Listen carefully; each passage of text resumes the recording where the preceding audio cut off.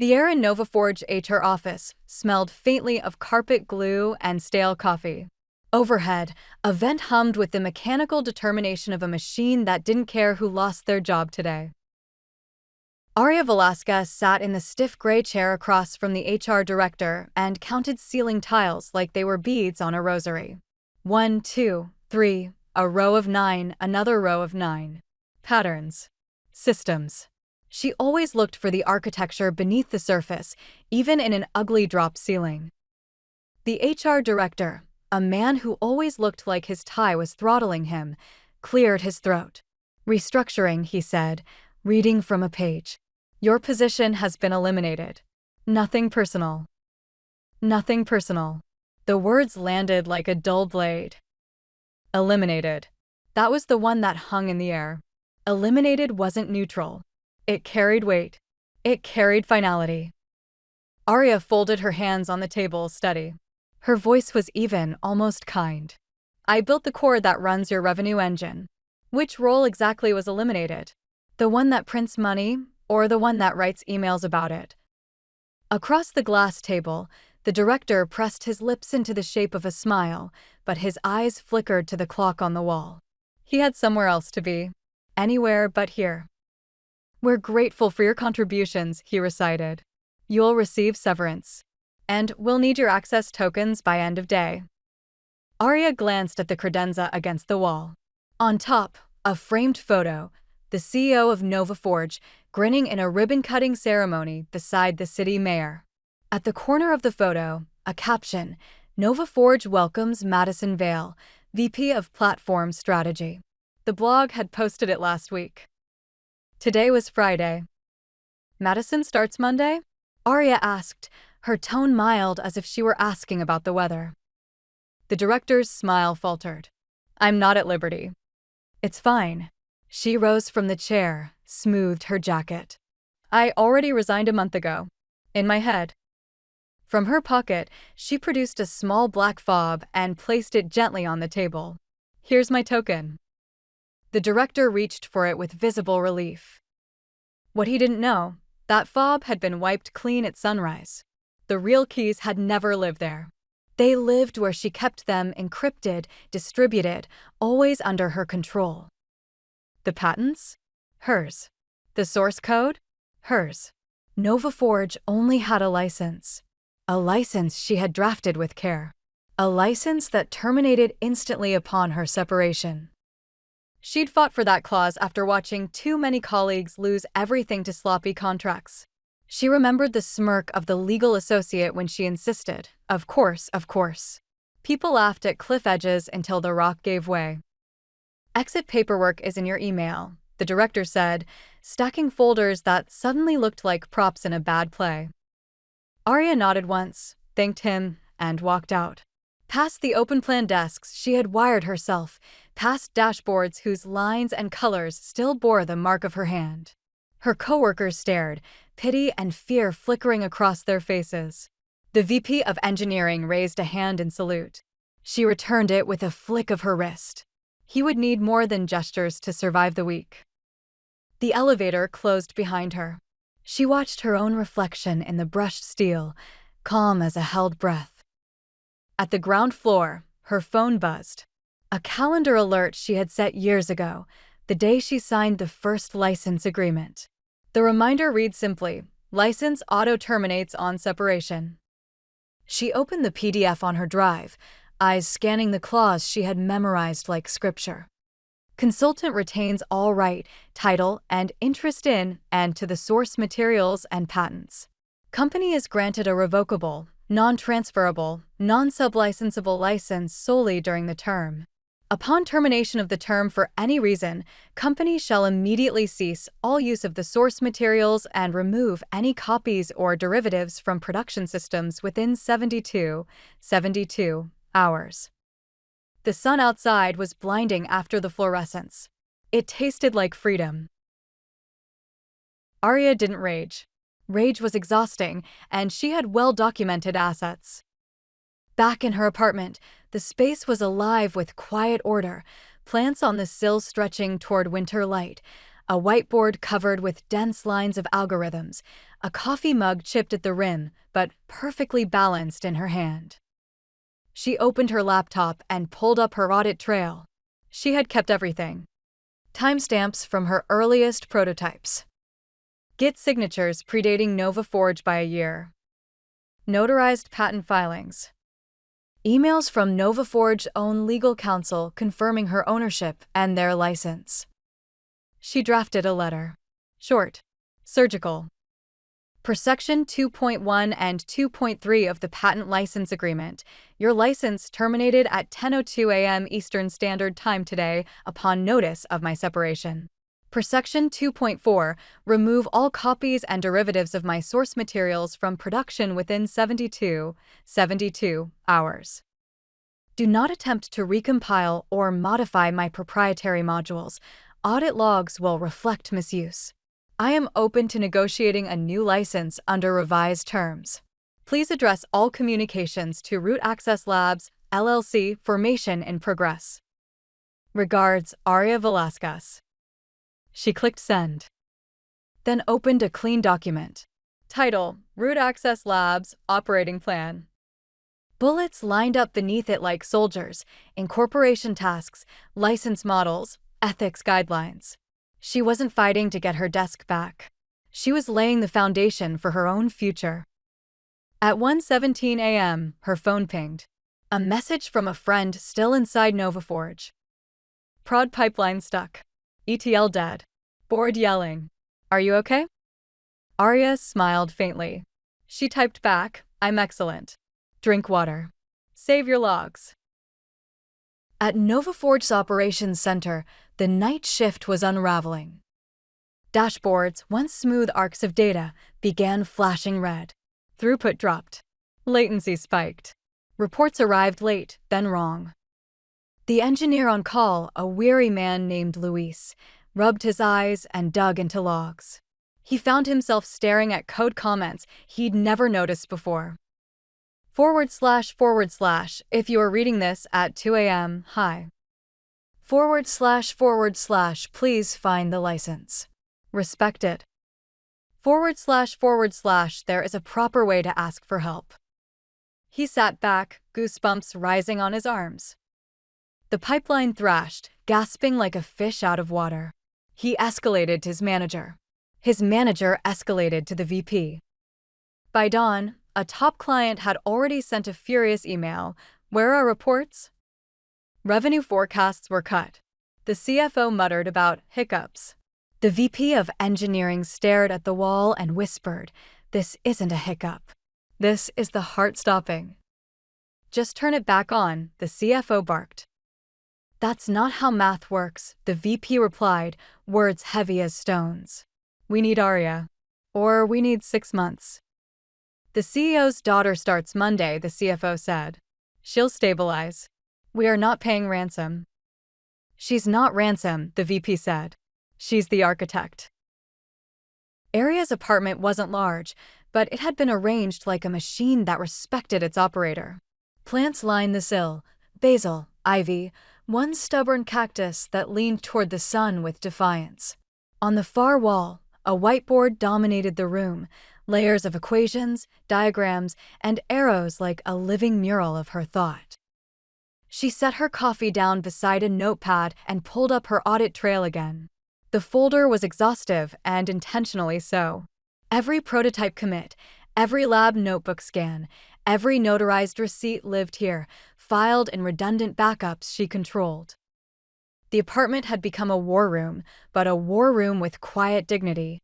The books on her shelves were not about conquest, they were about systems.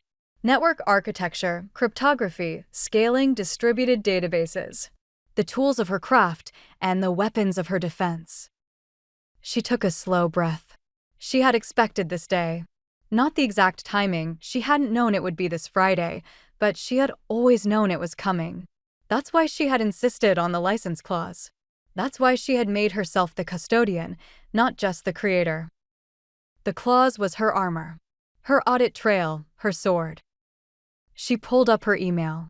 The message she'd sent earlier, calm, professional, airtight, had already been read by half the legal team at NovaForge. No reply yet. She imagined their conference room, lawyers muttering, executives pacing, someone suggesting they just fix it internally. She smiled. Without her keys, there was no fix. Her laptop pinged again, a LinkedIn connection request from an engineer at a competitor. Curious. She ignored it for now and went back to her notepad. She wrote a title, Root Access Labs, Operating Plan. Bullet points spilled beneath it. Incorporate LLC. Draft Master License Template. Define non-negotiables. IP ownership retained, audit rights, ethical use clauses. Recruit initial team when ready. Outreach to potential licensees. Publish manifesto. The words gave her calm. Systems again. A plan was a kind of architecture too. She leaned back, stretching her arms, and stared out the window. The city below was alive with Friday night noise, cars, laughter, the hum of neon. She let herself breathe it in. She was free. Now she would prove what freedom could build. At 9:12 a.m. the next morning, her phone rang. Unknown number. She let it go to voicemail. A minute later, her inbox pinged. The subject line, Transition Support Request. The body. We'd appreciate your cooperation to ensure a smooth handoff and continuity of services. Aria copied and pasted the clause again, this time in bold. As you know, the license terminated on separation. I am happy to discuss the new license under revised terms, performance-based royalties, governance protections. Please direct further communication to my counsel. No heat. No anger. Just law. 2 hours later, another email arrived. This one was not polite. Be advised that NovaForge considers your contributions work for hire. We intend to pursue injunctive relief and damages if you attempt to interfere with company operations. Aria read it twice. Then she smiled. She'd been waiting for this exact bluff. She attached a single PDF, a scan of her lab notebook dated 18 months before NovaForge's founding, complete with patent application receipts. She added another exhibit, the email where NovaForge's own legal team had acknowledged her retained ownership and apologized for delays in contract processing. Her reply was short. Please see attached documents proving prior invention and ownership. As agreed in writing by your counsel, a license model was appropriate due to my retained ownership. I look forward to a professional resolution. She hit send, then closed the laptop. She watered her plants, humming under her breath. At 1:42 p.m., a Gmail notification popped up on her phone. Unknown sender. Loved your talk at Data Futures CNF. If you're open to licensing, Radiant Quarry would like to chat. Priya Anand, CTO. Aria exhaled, long and slow. Then she laughed, an honest, delighted laugh. Yes, she said aloud to the room. Let's talk terms. Priya Anand's voice was warm, clipped with the efficiency of someone who had been through wars of her own. Aria, I can't tell you how happy I am you took this call. We've been watching NovaForge struggle for months. Everyone knew the real work was yours. Flattery is cheap, Aria said lightly. But I'll take it. We want to be clear, Priya said. We don't want exclusivity. We don't want to own you. We want to license your modules under terms that respect your ownership. Non-exclusive, 3-year term, base royalties plus performance incentives. Aria took notes as she listened. Her whiteboard filled with bullet points. Audit rights? She asked. Quarterly. Standard logs. You'll have visibility into every use of your modules. Escrow. Will escrow deployment keys under conditions you specify. You set the triggers. Governance. Priya hesitated only a second. Engineers sign off on technical risk. Marketing and sales don't override SLA critical paths. Aria smiled. That alone was worth a handshake. Send me a term sheet, she said. By the end of the call, she had 3 more messages waiting. Helix Ridge Analytics. Grove Metric. smaller but eager. The sharks smelled blood in Nova Ford's waters, and they were swimming toward her. Aria leaned back, staring at the ceiling. For the first time in years, she wasn't beholden to anyone's boardroom. She was negotiating on her own terms. At Nova Forge, panic was settling into routine. The dashboard still flashed red. Clients were still calling. The boardroom still smelled of stale coffee and rising fear. "We'll have Madison stabilize," the CEO kept saying. The VP of engineering shook his head. "You can't stabilize code you don't have." The CFO slammed a fist on the table. "We are not paying ransom." "It's not ransom," the VP said, weary. "It's her property. She licensed it to us. We terminated her. The license went with her." Legal shifted in their chairs, embarrassed. They knew the clause was iron. They had initialed it themselves years ago. The CEO's jaw tightened. "Then we find another way. Rewrite it." "How long did it take Aria to write it?" Madison asked softly. The VP's eyes flickered. "Years. She wrote most of it before we existed." Madison looked around the table. No one met her eyes. She realized then, fully and finally, that she was not here to fix anything. She was here to shield the board from their own bad decision. In her mind, she pictured Aria somewhere quiet, sipping coffee, writing on her whiteboard with calm certainty. And for the first time, Madison felt not envy, but admiration. "Call her," Madison said. "Call her with respect." No one moved. Madison Vale rehearses a smile in the lobby's reflection and hates it. Too much teeth reads overcompensation, too little reads retreat. The security guard waves with the soft sympathy reserved for famous last names. Balloons bob by the reception desk. "Welcome, Madison," helium optimism tethered to a plastic clip. She steps into the open plan. Cameras from the internal comms team hover like polite hornets. Hands extend. She shakes them. "Thrilled to be here," she says, and makes her voice believe it for 3 syllables. Laptop. Navy blazer. A notebook with crisp pages that hope to be useful. The desk they've given her gleams. Someone has arranged the peripherals at exact 90-degree angles. She spoils the geometry by opening Slack. The channel hashtag platform strategy blinks with questions. When do we restore the AV core jobs? Is legal really saying 72 hours? Madison, welcome. Are you the sign-off for the patch? She clicks through the wiki. The heartbeat of the company, the engine she's been asked to tune, lives behind a lock icon labeled Licensed Module, AV Core. The link to the license is bright. She reads the termination clause once, then again, then a third time, as if repetition might loosen its bolts.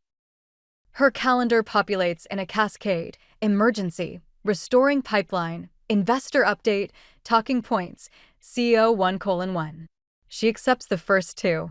The third she moves by an hour because she wants anything, before she has to nod in the corner office. The emergency meeting smells like the sleep people didn't get. The CFO rubs his eyes. Legal arranges pens. The VP of engineering sits with his hands folded as if he can keep the room from tipping by staying still. The CEO dispenses with greetings. "We need you to patch Aria's core," he says, like he's ordering lunch. Madison turns the contract on the shared screen so everyone can read it. "We can't," she says, and hears in her voice the steadiness she inherited from the parent who doesn't run companies. "The license is terminated. Any changes are breach." "Rewrite then," the CFO says. She aims the question at the one person here who will tell the truth even when it costs him. "How long did it take her?" The VP blinks. "Years," he says. "She wrote most of it before we hired her." Madison nods. "Then our fastest option is to negotiate a new license." Silence sits at the table like a 6th executive. The CEO's jaw works. She knows this expression: "I would rather be wrong loudly than right humbly." "We don't reward disloyalty," he says. With respect, Madison replies, heart thudding, "We already did. We fired the person who built our revenue." Something subtle cracks. No one admits hearing it. On the dashboard behind them, a graph droops like a flower under heat. She watches the slope and feels, suddenly and fully, the wrongness of her being here. The seat is ornamental. The brakes are decorations. They've placed her between their decision and its consequences and asked her to absorb force. Call her, she says. Call her with respect. No one reaches for a phone. After, in the bathroom where the mirror is kinder because the lighting is worse, she writes 2 lines in her notebook and underlines them. You can't stabilize a lie. Tell one true thing every meeting. When she returns to her desk, half of #platform strategy is cheering for her arrival with gifts, and the other half is whispering versions of help. She types a message that fits her role. Madison, reading in. Termination clause is clear. Exploring options that don't insult math or law. If you need to vent, my DMs are open. 3 DMs arrive before she hits enter. They dial in the investors at noon. One camera is a disembodied dashboard, charts, and a logo wall. One is a car, the investor in a headset speaking at a steady 70 miles per hour. One is a conference room with a view of water none of them will see today. The CFO starts with metaphors, his preferred narcotic. We're a race car missing a spark plug, he says. We're a violin without strings, offers a board member, proud of himself. We're a platform without a platform, the CEO concludes, which at least is honest. Slides click. Churn probability. SLA breaches. A staircase graph that goes down in neat, humiliating steps. The VP of engineering says nothing. Madison watches him watch the floor. We need a plan to reacquire rights, the chair says. What's your number? Legal adjusts her glasses. She isn't selling. She'll license under new terms. Governance protections. Performance royalties. Also, there are reputational risks. She's well regarded. You mean she has fans? The CEO snaps. I mean she has receipts, legal answers, and Madison likes her for the courage. The car investor chimes in, voice even. This is key person risk you manufactured. You don't get to call it Black Swan because you fired the swan. Pay her or pivot to inferior tech and accept a 12-month recovery if you survive. The chair, who hates being told physics, says, offer less than she's asking. We'll meet in the middle. That's not how this works, the VP says, too tired to keep the edge out of his voice. There is no middle. There is working software and there is not. Madison looks at the faces. No one wants the truth to be true. She raises her hand, not literally, this isn't school, but with her voice. We can't talk our way out of this. We can only operate our way out. Which is why you're here, the CEO says, and there's the shield again, the shape of it obvious now. Then empower me to negotiate, she says. And stop posturing for a podcast. The chair inhales like a man remembering he has lungs. Fine, he says. Call her. Legal meets Madison's eyes and gives the smallest nod, an ounce of permission in a room that trades in tons of denial. The building empties slowly, like a theater after a play no one liked. Madison stays. The cleaning crew rolls quiet carts. Through the glass wall of the boardroom, the city twinkles in a time zone that isn't on the dashboard. She opens the escrow repo. The last meaningful commit is a year old. The README contains a line Aria wrote back when hope was policy. If we're here, something went wrong. Let's fix the process, not the symptoms. Madison touches the trackpad like it's warm from another hand. Her DMs are full. Engineers apologizing for the weight they're asking her to carry. Engineers asking without asking if she is safe. Engineers sending her copies of their job applications, like confessions. She replies to all of them. I don't know yet. I'm trying to make honesty contagious. She drafts an email to the CEO and deletes it. Drafts another to legal and sends it. Give me authority to negotiate. No theatrics. No less than she wants nonsense. We need a deal that buys us breathing room. She opens a new note, private, not to be sent. Tonight you were hired as a shield. If you stay a shield, you become the thing that hurt you. Tell one true thing every meeting. Don't pretend you can fix physics. If you become complicit, resign publicly and tell the truth. Her phone buzzes. A number she doesn't recognize. She almost lets it go to voicemail, then answers. Madison Vale, she says, and tries not to put apology in her name.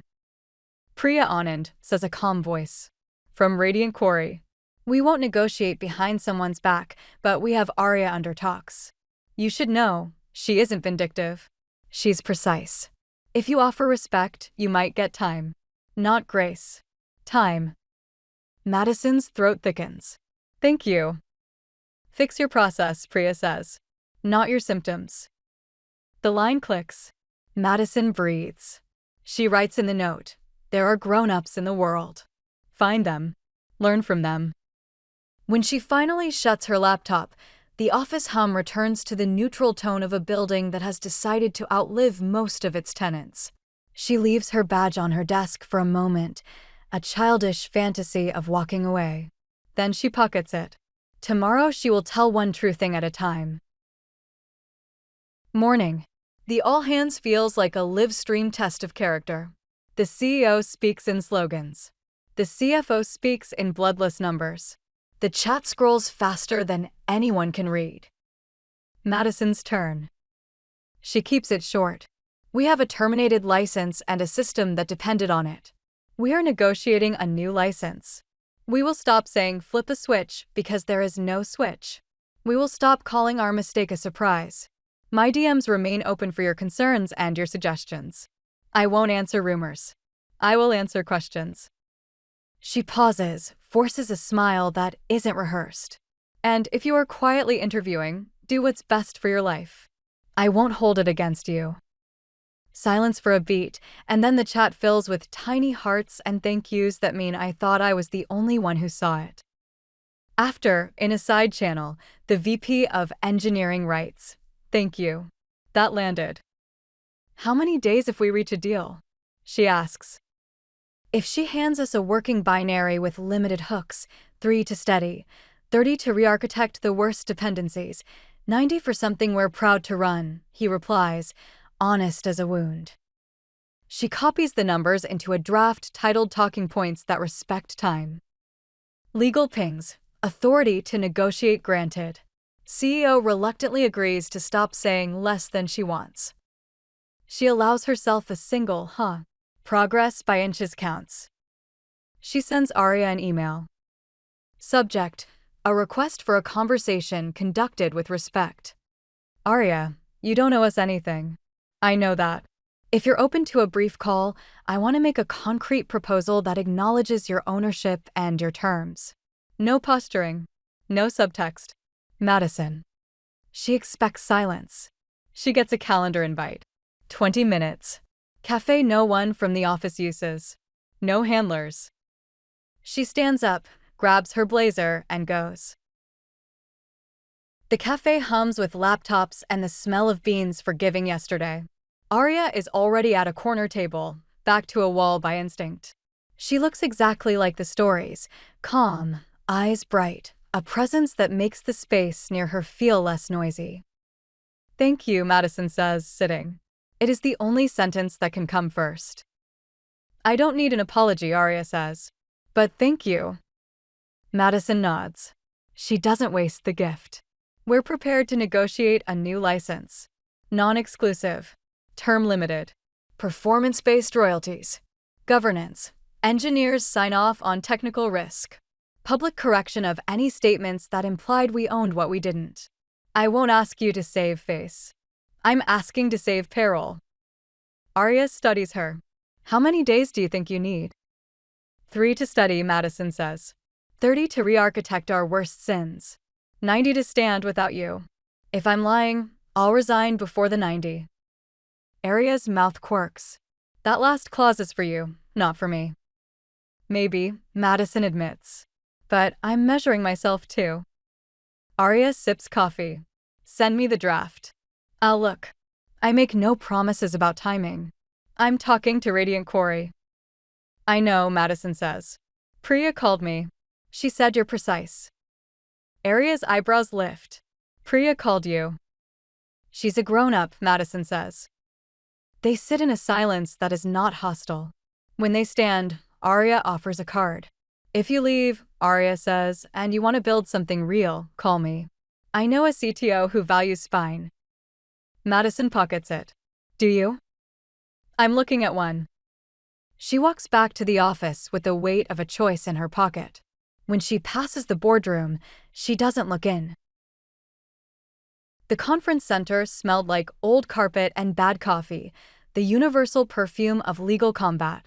Aria sat with Mina, her attorney, at a plain folding table. Mina wore a navy blazer that made her look like steel disguised as cloth. Her laptop glowed with a stack of exhibits neatly queued: patents, lab notebooks, signed contracts, timelines. On the far side of the room, NovaForge's counsel rearranged stacks of paper into intimidating piles. The CEO paced like a man who thought motion was persuasion. Madison sat 2 rows back, silent, hands folded, eyes down. She had asked to be excluded from the official table. She knew her presence was camouflage, not competence. The arbitrator, a retired judge with a gray sweater and a voice like granite, entered without ceremony. Let's keep this simple, he said. Show me chain of title. Mina tapped a key. A timeline unfurled on the projector. 2017, Aria's first prototypes, get signatures intact. 2018, patent application receipts, notarized. 2019, Aria's incorporation paperwork. 2020, NovaForge formed, license signed with clear retention of ownership. Aria conceived, built, and documented the modules prior to NovaForge's existence, Mina said evenly. NovaForge acknowledged this explicitly in Section 2.1 of the agreement. They received a limited, revocable license that terminated automatically on separation. NovaForge's lead counsel, a man with a haircut sharp enough to cut paper, tried indignation. We relied on her in good faith. We entrusted her with our revenue engine. Reliance isn't ownership, the judge said mildly. Do you have a document that says you own it? Counsel shuffled papers. Silence.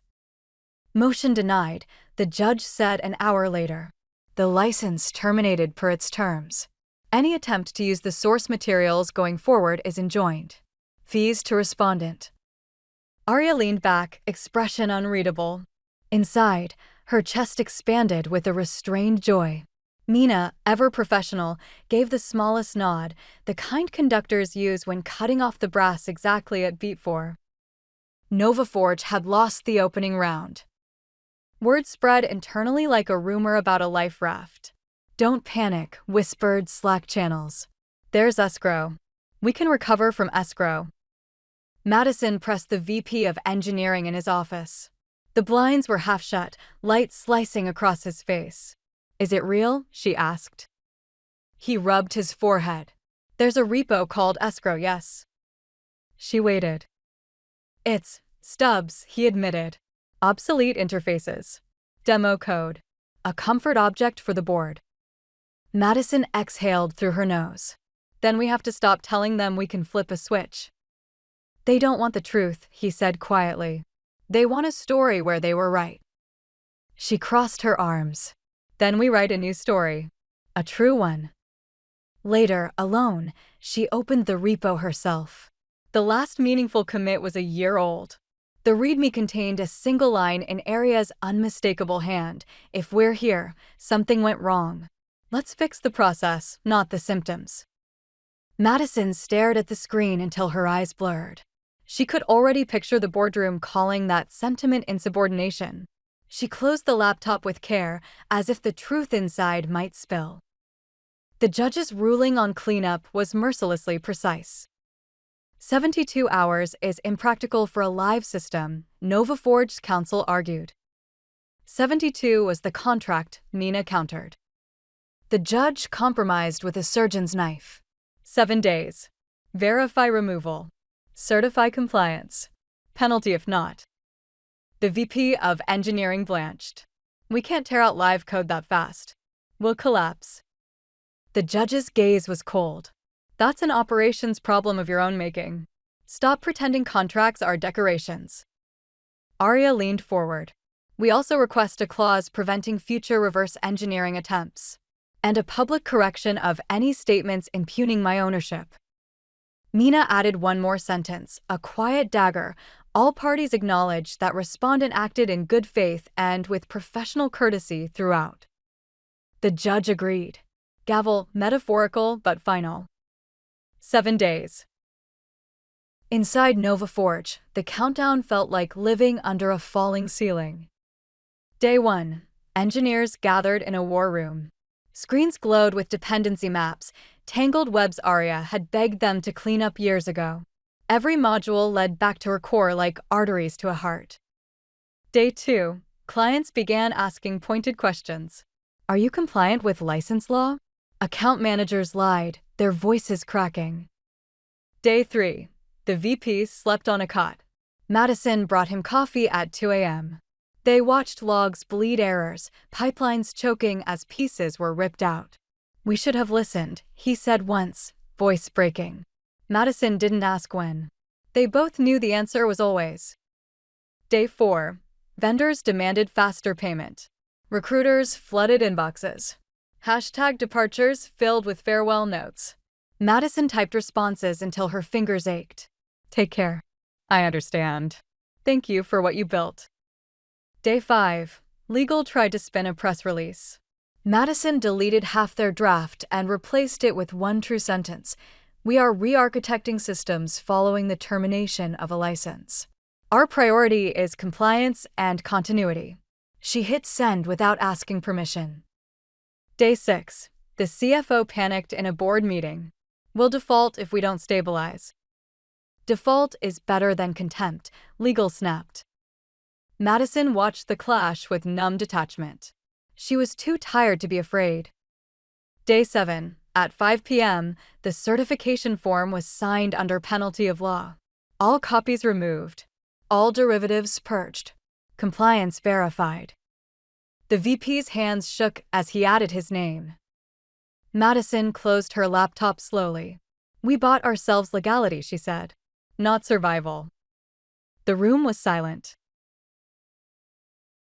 That night, Aria and Mina sat in a quiet noodle shop with miso steam rising between them. The ink on the ruling was still drying. You did this, Mina said, tapping the folder of exhibits. You protected yourself on day 1. Aria sipped her broth. I watched too many people not. I promised myself I wouldn't be another cautionary tale. Instead, Mina said, smiling faintly, you're a case study. Aria laughed softly, the kind of laugh you let yourself have when survival is no longer in doubt. Outside, the city lights blinked like systems checking in. Healthy. Alive. Radiant Quarry's integration sprint in full scene detail. The customer migrations. Aria's hiring of her first team members. And the birth of a culture built on clarity instead of chaos. The first call with Radiant Quarry's engineers began at midnight, caffeine already thick in their voices. Screens lit up across time zones, avatars filling the conference software.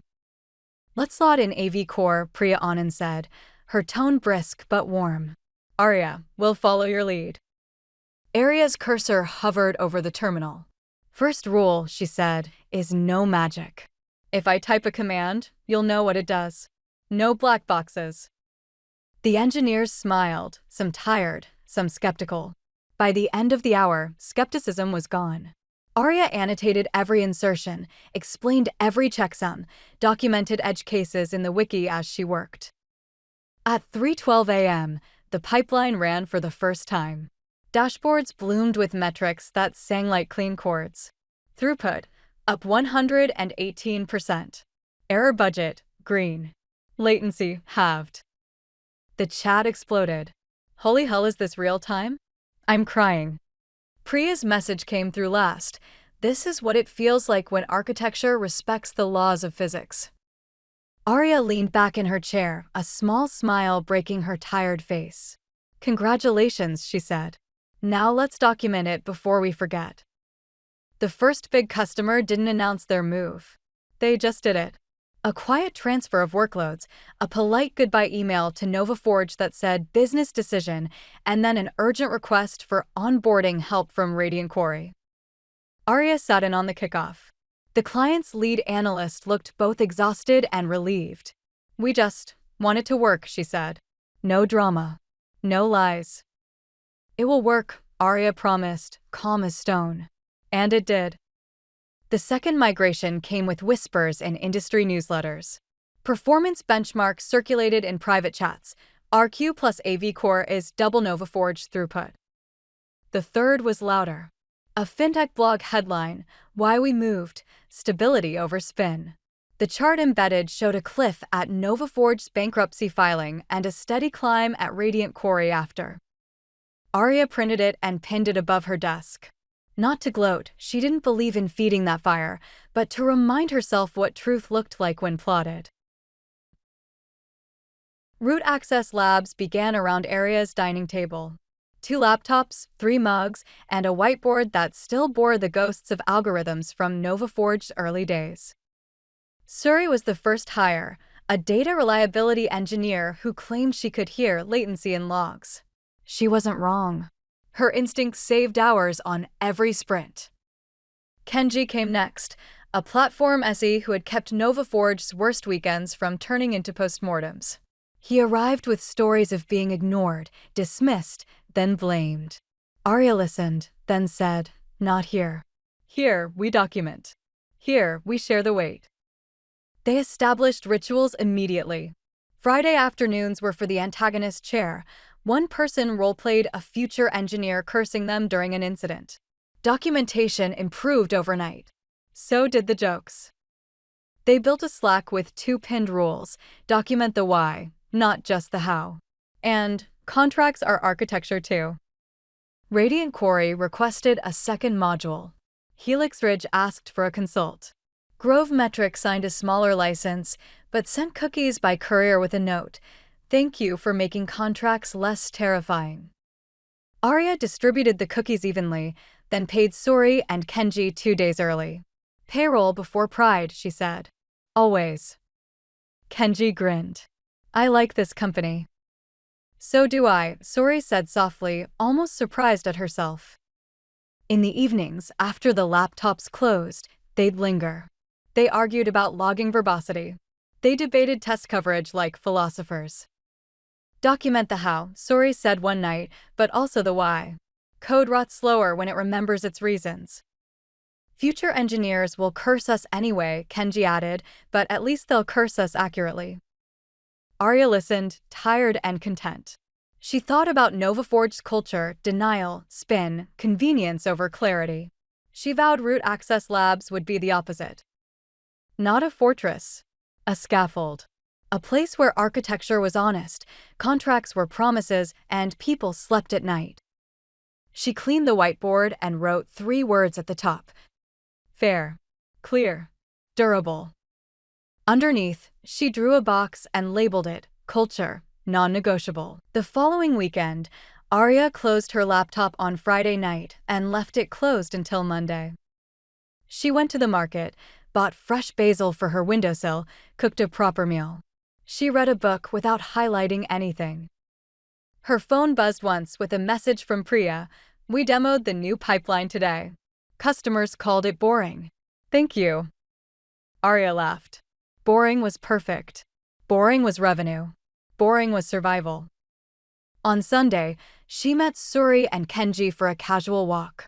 No laptops, just conversation. Kenji pointed out birds. Suri explained latency like it was weather. Aria listened, grateful.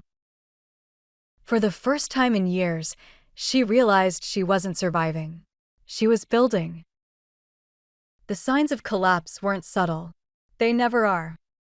Vendors shortened payment terms. Recruiters circled employee lists like hawks in tailored suits. Customers began asking questions they already knew the answers to. "What's your continuity plan? Are your licenses current?" Inside NovaForge, the board insisted on optimism. "We still have runway," the CFO said at every meeting.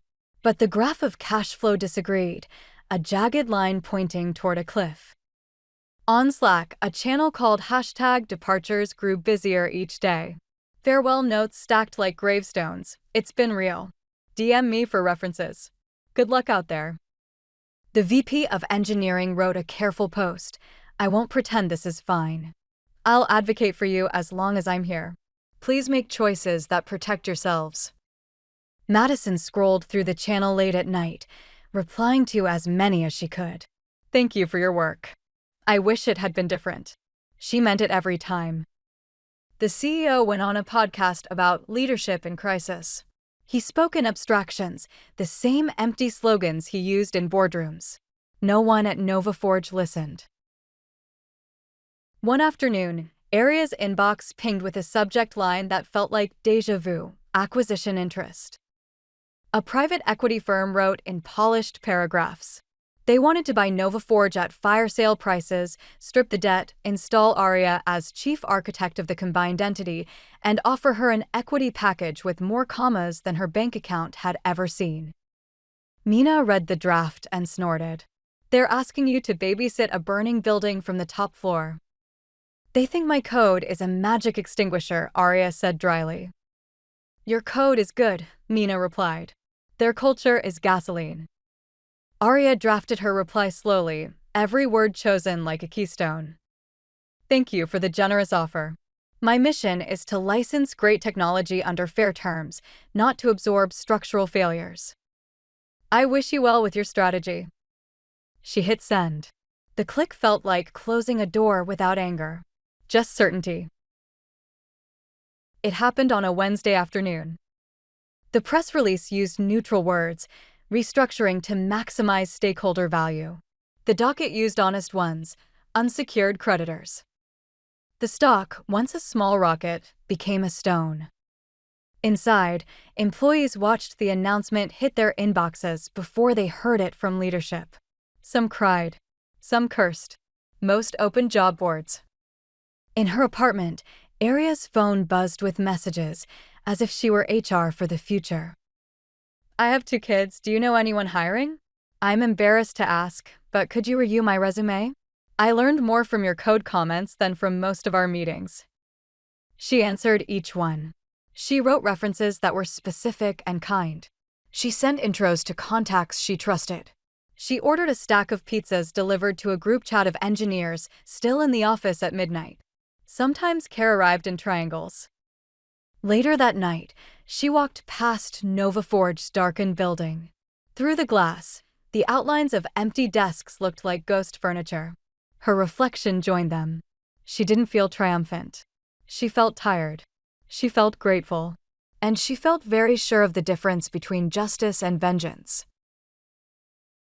The next morning, Aria opened her whiteboard and erased every line of the old plan. Fresh ink for a new phase. Root Access Labs hired its first 2 employees officially, Sori and Kenji. They signed contracts at her dining table, laughing at how unceremonious it was. Do we toast with coffee mugs? Kenji asked. Payroll before champagne, Aria said. But yes, mugs will do. They set up laptops side by side, argued about logging verbosity, and invented rituals.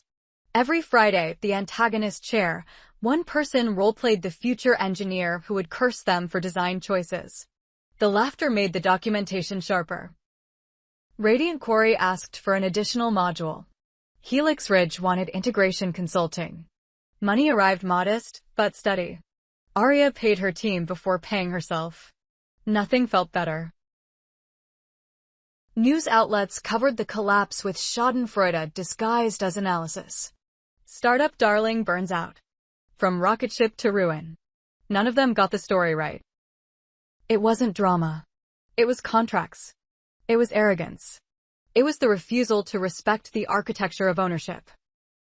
Madison read every article and winced. Then she drafted her own piece. She wrote late into the night, deleting half her sentences, rewriting, and finally pressing publish. What I learned from being the wrong person at the right desk.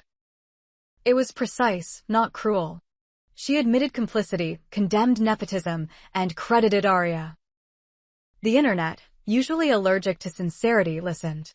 The post went viral in quiet corners that still cared about craft. Comments began cynical, then softened. A few other leaders admitted their own small confessions. The CEO said nothing. Aria read the letter twice. Forwarded it to Priya. Priya replied with one word, hire. Aria smiled and texted Madison, coffee? We're expanding. Madison's post stayed pinned at the top of professional feeds for days. The title alone drew eyes, what I learned from being the wrong person at the right desk. She wrote plainly, without excuse, I was promoted into a position I didn't earn to shield a decision the company didn't want to face. We fired the architect of our revenue engine and called it leadership. It was vanity and fear, and it cost people their jobs. She ended with honesty. To the engineers who told the truth, I hear you late, but I hear you. To Aria Velasquez, you were loyal to the work when we weren't loyal to you. I'm sorry. The internet braced for mockery. What arrived was different. Engineers commented, this feels real. Junior developers whispered, I thought it was just me. A few leaders admitted their own failures, small and large. The post went viral not because it was scandalous, but because it was precise. Aria read it twice. She wasn't vindictive. She forwarded it to Priya, who replied in a single word, hire. That night, Aria texted Madison, coffee? We're expanding. 2 weeks later, Aria published a document that would outlast the headlines, the root access license. It was plain language, annotated like a good textbook. It had 2 sections in bold, non-negotiables and healthy variations. It included governance clauses, audit rights, and one small manifesto. Contracts are not decorations. They are architecture. Write them to hold weight fairly. Beside it, she released a 1-page checklist. Before you sign, questions to ask if you like sleeping. It spread like fire in group chats. Junior engineers thanked her for giving them words to ask. A founder posted, this saved us from a predatory deal. A lawyer emailed, thank you for raising the floor. She didn't gloat. She didn't brand it. She just hit publish and moved on. The keynote room smelled of coffee and new carpet. Aria stood behind the podium, badge clipped crooked to her jacket, and faced a sea of lanyards. My name is Aria Velasquez, she began. I build things. I license them. I try to leave room for everyone's dignity. She told the story without enemies, only choices. She showed 2 diagrams, the old system, opaque and fragile, one exhausted person holding up the ceiling. The new model, transparent and negotiated, obligations distributed like weight across a strong bridge. A hand rose. How do you balance forgiveness with consequences? Aria smiled faintly. I don't confuse either with forgetting. I owe the past accuracy. I owe the future clarity. In between, I try to be kind without compromising the work. The applause was warm, not worshipful. Relief, not hype. In the hallway afterward, Madison and Priya manned a small table with a handwritten sign, Root Access Labs is hiring. Suri and Kenji handed out a 1-page zine titled Incident Postmortems We're Proud of. Engineers lined up not just to apply, but to say thank you. Aria took it all in with quiet astonishment. On a Sunday morning, Aria drove to the coast with a thermos of tea and no laptop. The ocean did what oceans do, constant, persuasive. She sat on a flat rock and listened to something older than servers and contracts. Her phone buzzed once. A message from an unknown number. Used your license template today. Thank you for making it easier to be brave. She typed back, you did the brave part. A gull shrieked overhead. A child nearby threw bread at empty air and giggled.